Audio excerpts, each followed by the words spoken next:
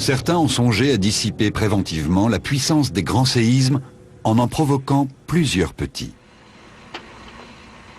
Et cette idée s'est concrétisée. Une machine a été construite dans ce but. Elle est née dans le cerveau des ingénieurs de l'ex-Union soviétique en pleine guerre froide.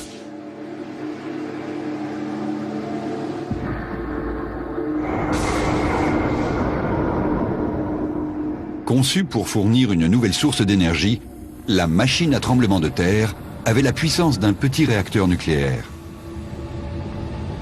Les sismologues voulurent s'en servir pour mesurer l'épaisseur de la croûte terrestre. Le principe de cette expérience était le suivant.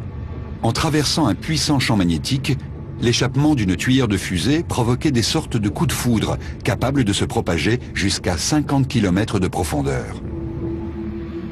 Ce qui se produisit alors les étonna beaucoup. La Terre répliqua par des micro-séismes.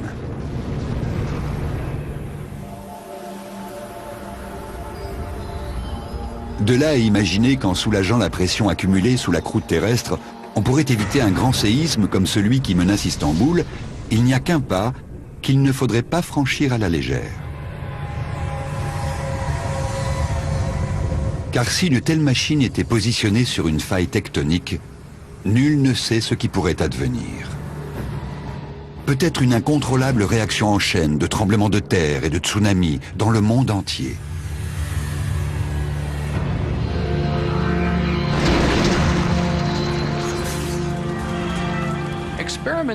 Il est très difficile d'expérimenter sur Mère Nature, et nous devons être très prudents.